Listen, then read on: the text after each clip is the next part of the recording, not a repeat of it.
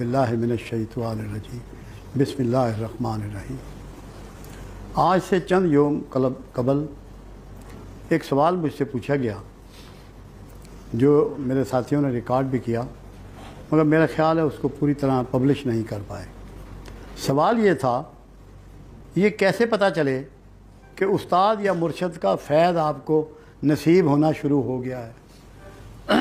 یہ اتنا بنیادی سوال ہے کہ میرا یہ خیال ہے ہر وہ شخص جو کسی استاد سے کسی مرشد سے جڑا ہوا ہے، وابستہ ہے، وہ اس الجھن میں ضرور ہے کہ میں نے کیا کھویا ہے اور کیا پایا ہے۔ میں نے چاہا کہ آج اس سوال کا تذکرہ میں کروں، جواب تو میں اس کا دے چکا ہوں۔ میں نے کہا پروردگار عالم کا طریقہ یہ ہے اور اللہ کی سنت یہ ہے کہ اللہ جب کسی پر رحمت کا ارادہ کرتا ہے اس کی آنکھ اس پر کھول دیتا ہے۔ کیوں؟ اس کا مطلب یہ ہے کہ وہ اپنا محاسبہ شروع کر دیتا ہے، وہ انڈیویجول جس پر اس کا کرم ہوتا ہے۔ اس کا مطلب یہ ہوتا ہے کہ اس کا مرشد سچل ہے، ورنہ یہ کیفیت پیدا ہو ہی نہیں سکتی کہ بندے میں یہ احساس پیدا ہو کہ میں نے کیا کیا کیا ہے، کیا کیا کرتا ہوں، دن رات کیسے گزارتا ہوں، کاروبار کیسے کرتا ہوں، معاملات کیسے کرتا ہوں، زندگی کیسے بتا رہا ہوں میں۔ یہ وہ بنیادی شرط ہے جو اس میں پیدا ہوتی ہے، یعنی کہ اپنا احتساب۔ صوفیوں کے ہاں اس کو سیلف مانیٹرنگ کہتے ہیں، کہ جہاں سے تصوف کی بنیادیں کھڑی ہوتی ہیں، اٹھائی جاتی ہیں، اسے کہتے ہیں سیلف مانیٹرنگ۔ تو اللہ وہ کیفیت آپ میں پیدا کرتا ہے کہ آپ کی آنکھ پر کھول دیتا ہے۔ دوسری کیفیت کیا پیدا ہوتی ہے، وہ بھی پروردگار عالم ہی فرماتا ہے کہ میں بندے کو دین کی سمجھ عطا کر دیتا ہوں۔ جب آپ کو دین سمجھ آنا شروع ہو جائے تو آپ سمجھ لیں کہ مرشد کامل ہے اور مرشد سچل ہے، استاد آپ کا مکمل ہے۔ تیسری چیز، جب آپ کو اللہ کی، رسول کی اور مرشد کی محبت بڑھتی چلی جائے، اس میں اضافہ ہونا شروع ہو جائے، تب بھی سمجھ لیں کہ مرشد مکمل ہے، کامل ہے۔ اس میں خوابوں کی کوئی کہانی نہیں ہے۔ تصوف کو خوابوں سے جوڑ دیا گیا ہے، یہ بڑے ظلم اور زیادتی کی بات ہے۔ تصوف کریکٹر کا نام ہے، رویے کا نام ہے، ایٹیٹیوڈ کا نام ہے، بیہیویئر کا نام ہے، دین کا نام ہے، حکمت کا نام ہے، دانائی کا نام ہے۔ تقدیریں بدلنے کا نسخہ ہے، یہ کیفیات بدلنے کا نسخہ ہے۔ یہ خواب دیکھنے کی کہانی نہیں ہے۔ خواب کی تو حقیقت یہ ہے کہ آپ نے خواب میں کھانا کھا لیا، اٹھتے ہی بیوی سے کہتے ہیں ناشتہ بنا، اس کا مطلب ہے اس کا عملی زندگی سے کوئی تعلق ہی نہیں ہے۔ خواب انبیاء کی اللہ کا معاملہ تھا، انبیاء کے ساتھ، بہت بڑے بڑے ولیوں کے ساتھ بھی ہوتا ہے، پیغام بھی ملتے ہیں اس میں۔ میں خوابوں کی نفی نہیں کر رہا، میں بتانا یہ چاہتا ہوں کہ خوابوں کی دنیا سے نکل کے زندگی کی عملی زندگی میں قدم رکھیں اور اس میں سیکھیں، اس میں آگے بڑھیں، اس میں اپنے آپ کو بہتر کریں۔ اب میرے ساتھ لوگ یہاں 30 سال سے وابستہ ہیں، 30 سال ہو گئے۔ 94 سے یہ سلسلہ شروع ہوا، 2023 کی اپریل میں آ گئے۔ سب کو اپنے اندر جھانکنے کی ضرورت ہے کہ ہم نے کیا کھویا اور کیا پایا۔ اگر یہ سمجھیں کہ ہمارا پیسہ بڑھ گیا، مرشد کا اس میں کوئی رول نہیں۔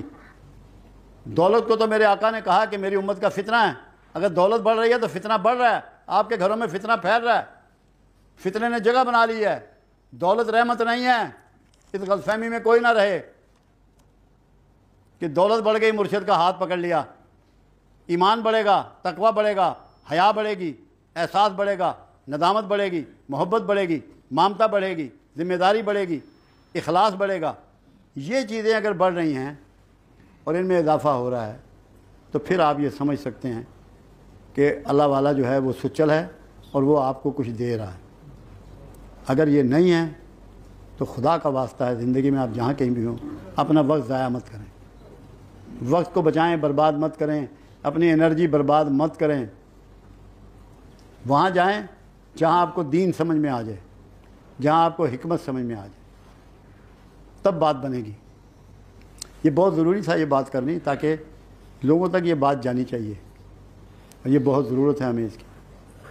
اس کے علاوہ رمضان گزر گیا، 2 عشرے گزر گئے، ہم لوگوں نے کبھی سنجیدگی سے رمضان کو لیا کہ اس میں پیغام کیا ہے، وہ چاہتا کیا ہے پروردگار، اسے کیا پڑی ہوئی ہے؟ 3 اشرے ہیں، تینوں کے لیے الگ نام دیے اس نے. پہلے کو رحمت کہا، دوسرے کو مغفرت کہا، تیسرے کو آگ سے نجات کہا. رحمت کیا چیز ہے؟ رسول اللہ رحمت ہیں. رحمت مانگتے ہیں یا رحمت کرتے ہیں؟ رحمت بانٹ رہے ہیں یا رحمت وصول کر رہے ہیں؟ کیا کر رہے ہیں رسول اللہ؟ آپ رحمت وصول کرنے کے چکر میں پڑے ہوئے ہیں اور چاہتے یہ ہیں کہ رمضان کے فیوض آپ کو مل جائیں. کیسے ممکن ہے؟ آپ کو رحمت بن کے رحمت بانٹنی ہے. پہلے 10 دن اس بات کی پریکٹس ہے جو آپ نے ابھی گما دیے ہیں، گزر گئے ہیں 10 دن. یہ اس کے لیے نہیں ہے کہ آپ کو یہ سیدھے جنت میں آپ جا رہے ہیں. یہ کام کریں گے تو جنت تو آپ کو اللہ ایسے ہی پیش کر دے گا جھونگے میں. جب آپ رحمت بن جائیں گے اور رحمت تقسیم کریں گے، 10 دنوں میں اس کی پریکٹس کرنی ہے تاکہ زندگی میں آپ کی یہ پریکٹس جاری و ساری رہے. آپ رحمت بن کے معاشرے میں خدمت کرتے رہیں، کام کرتے رہیں، تقسیم کرتے رہیں، دکھ بانٹتے رہیں، ہمدردیاں بانٹتے رہیں، مامتا بانٹتے رہیں. دوسرا اشرا مغفرت. آپ کو لینی ہے مغفرت یا لوگوں کو معاف کرنا ہے؟ جب تک آپ لوگوں کو معاف نہیں کریں گے اللہ سے کس منہ سے معافی مانگیں گے؟ خود تمہیں اختیار دیا دوسروں کو معاف کرنے کا، اپنا اختیار استعمال نہیں کرتے ہو. اللہ سے چاہتے ہو کہ اپنا اختیار کرے، استعمال کرے اور تمہیں معاف کر دے. دھوکے میں مت رہیں. جس کسی نے آپ کے ساتھ زیادتی کی ہے اس کو معاف کریں. یہ ہے عشرہ مغفرت. اور معافی لیں بھی. یہ دوہرا عمل ہے. معاف کرنا بھی ہے، معاف کروانا بھی ہے. اس سے بڑا کوئی عمل نہیں ہے. اس کو سمیٹنا ہے، اس کو پکڑنا ہے، اس کو سیکھنا ہے، اس کو سمجھنا ہے. تیسرا اشرہ آگ سے نجات. آگ کدھر ہے؟ وہ آپ کو دوزخ میں ڈالا جا رہا ہے. اللہ تو کہتا ہے مجھے کیا پڑی ہے کہ میں انہیں آگ میں ڈالوں، یہ تو خود چھلانگیں مارتے ہیں. تو آگ کدھر ہے؟ آگ ہے حسد میں، آگ ہے غصے میں، آگ ہے نفرت میں، آگ ہے بدلے میں. تو یہ 4 چیزیں چھوڑ دو، آگ سے نجات مل جائے گی. چھوڑ دو، معاشرے کو گلزار بنا دو. نفرت چھوڑو، غصہ چھوڑو، ضد چھوڑو، حسد چھوڑو، بدلہ چھوڑو. مجھے اگلے دن ایک بابے نے پاگل کر دیا، جھلا کر دیا. کہنے لگے کہ میں عمرہ کر رہا تھا، عمرہ کرتے ہوئے صفا مروہ میں ایک ملنگ سا مجھے مل گیا. اس نے مجھے بٹھا لیا. اس نے کہا کیا کر رہا ہے؟ اس نے کہا صفا مروہ کی صحیح کر رہا ہوں. اس نے کہا یہ تو حاجرہ کی سنت ہے. تو یہ بتا کہ رسول اللہ کی کون سی سنت پہ عمل کر رہا ہے؟ جو سنتیں تم پر لاگو ہیں، جس کی پیروی تمہارے اوپر فرض ہے. اس نے کہا مجھے تو کوئی یاد نہیں، میں تو کوئی ذہن میں ایسی بات نہیں. آپ نے فرمایا رسول اللہ کی سنت یہ ہے کہ اسی صفا ورما میں بیٹھے ہوئے ہندا کو انہوں نے معاف کیا تھا. یہاں بیٹھ کر رسول اللہ کی سنت کو اپناؤ، ہندا کو معاف کرو، اپنے بدترین دشمن کو صفا مروہ میں بیٹھ کے معاف کرو. اگر رسول اللہ کا طریقہ اپنانا چاہتے ہو، فیوض اٹھانا چاہتے ہو رمضان کے، نیکیوں کے، عبادتیں کر رہے ہو، سجدے کر رہے ہو، فاقے کر رہے ہو، بات نہیں بنتی. بات بنتی ہے طریقہ رسول کو اپنانے سے، اوڑھ لینے سے، بچھو لینے سے، سمیٹ لینے سے، سیکھ لینے سے، سمجھ لینے سے. ان چیزوں کو سمجھو. یہ ہیں وہ کوڈ جو دین کے کوڈ ہیں، جو صوفی سکھاتے ہیں، یہ اور کوئی نہیں سکھاتا. یہ اللہ ان کو روشنی عطا کرتا ہے، یہ اللہ ان کو ہدایت دیتا ہے، یہ اللہ ان کو حکمت عطا کرتا ہے. یہ سیکھو اور صحیح فائدے اٹھاؤ جو صحیح معنوں میں دین کا صحیح رخ ہے اور جس کے صحیح فائدے ہیں، جس کے فیوض و برکات ہیں. ایک بہت ضروری بات ہے، ہم سب میرے سمیت، میں پاکستان کے لیے بہت پریشان ہوں. میں پاکستان کے لیے بہت پریشان ہوں. میں آپ سب سے سوال کرتا ہوں، ایک بھی شخص اٹھ کے یہ کہہ دے کہ تنہائی میں بیٹھ کر، رات کو بیٹھ کر، دن میں بیٹھ کر، نماز سے پہلے، نماز کے بعد، کسی لمحے اس نے کبھی اس کو پوائنٹ بنایا کہ یا اللہ پاکستان کے حالات خراب کیوں ہیں، تو میری رہنمائی فرما. ایک بندہ کہہ دے، ایک بندہ کہہ دے، 2 نہیں، ایک بندہ کہہ دے کہ پاکستان کے حالات خراب ہیں، یا اللہ تو رہنمائی فرما کہ اس کی وجہ کیا ہے اور اس کا حل کیا ہے. میں یہ دعوت دیتا ہوں آپ سب کو کہ جو کلیم کرتے ہیں پاکستان کی محبت کا، وہ آج سے بیٹھیں گے، سوچیں گے، مالک سے گزارش کریں گے کہ پروردگار ہمیں اس کی وجہ بھی سمجھا وجہ دور کرنے کی توفیق بھی دے، ہدایت بھی دے، موقع بھی دے۔ میں نے بہت غور کیا اس پہ، میرا اوڑھنا بچھونا ہے یہ، مجھے جو بات سمجھ میں آئی۔ کیوں؟ قرآن حکیم میں پروردگار عالم واضح فرماتا ہے، جسے چاہوں معزول کروں، جسے چاہوں حکمرانی دوں، جس کو چاہوں حکمرانی دوں، جسے چاہوں معزول کروں۔ جب معزول ہی وہ کرنے والا ہے، حکمران بھی وہی بنانے والا ہے، اس کا مطلب ہے کہ ہمیں نیک اور اہل حکمران نہ دے کر اپنی ناراضگی کا اظہار کر رہا ہے، اور تو کوئی وجہ ہو ہی نہیں سکتی۔ بھائی حکمران اس نے دینا ہے، کوئی نہ امریکہ دے سکتا ہے نہ کوئی دے سکتا ہے، یہ تو اللہ کا کام ہے۔ وہ کہہ رہا ہے جس کو چاہوں حکمرانی دوں، جسے چاہوں معزول کروں۔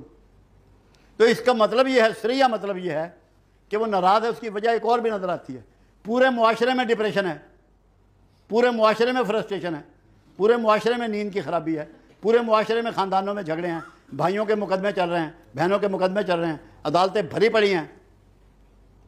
60 سال پہلے ایسا تھا، 1964 تک اس طرح کی کوئی وارداتیں تھیں، کوئی ایسے حالات تھے۔ کیوں؟ ہم منافق ہو گئے ہیں، اور منافقت کو نہ سمجھ رہے ہیں، نہ دور کرنے کی ضرورت محسوس کرتے ہیں۔ آپ یقین کر لیں، اگر آپ نے منافقت نہ چھوڑی، ابھی بھی تدلیل ہو رہی ہے، اس کی تدلیل کئی ہزار گنا بڑھ جائے گی، پھر آپ کے پاس رونے کا بھی چانس نہیں ہوگا۔ منافقت کی 3 ہی اصول ہیں جو میرے آقا نے، پروردگار عالم کے سچے رسول نے ہمیں بتائے۔ بات کرے تو جھوٹ بولے، وعدہ کرے تو پورا نہ کرے، امانت دی جائے تو خیانت کرے۔ اس کے علاوہ معاشرے میں کچھ ہے؟ میں آپ کو اللہ کا، اس کے رسول کا واسطہ دیتا ہوں کہ اللہ رسول کی خاطر منافقت ترک کر دیں، اپنی زندگیوں کو آسان بنا لیں، زندگیوں کو سادہ بنا لیں، ریورس لگائیں، خرچے آدھے کریں۔ کوئی غریبی نہیں ہے، اسلام میں مال نہیں ہے۔ مدینہ میں مال نہیں تھا، مکہ میں مال نہیں تھا، مال ہمارا گول بھی نہیں ہے، ہمارا مشن بھی نہیں ہے۔ مال کی خیر ہے، ہمیں اخلاق ٹھیک ہو جائیں، ہمارے اخلاق برباد ہو جائیں۔ غیر مسلم قومیں دنیا پہ رول کر رہی ہیں اور عزت پا رہی ہیں کیونکہ ان کے اخلاق ٹھیک ہیں، ان میں منافقت نہیں ہے، وہ جھوٹ نہیں بولتے، دھوکہ نہیں دیتے۔ اس لیے آج آپ اس پروگرام کو سمجھیں، اس پیغام کو سمجھیں، اللہ سے ہر بندہ اپنے لیول پہ معافی مانگے اور ارادہ کرے، پکا ارادہ کرے کہ میں آج کے بعد منافقت نہیں کروں گا۔ 3 کیٹیگری میں منافقت: جھوٹ بولنا، وعدہ خلافی کرنا، امانت میں خیانت کرنا۔ اللہ آپ کو ہمت دے، توفیق دے، ہدایت دے، کرم کرے، آپ کو اس کی سمجھ عطا کرے، تاکہ آئندہ آپ جب لوگ ملیں کہیں تو پتہ لگے کہ میں ایک چینج شخص سے مل رہا ہوں۔ ہمارے ڈیرے پہ جھوٹ نہیں بولا جاتا، ہمارے ڈیرے پہ غیبت نہیں ہوتی۔ اللہ کا شکر ہے، ہماری کوشش ہوتی ہے ایسا کوئی کام نہ کریں جو رسول اللہ صلی اللہ علیہ وسلم کو ناپسندیدہ ہے۔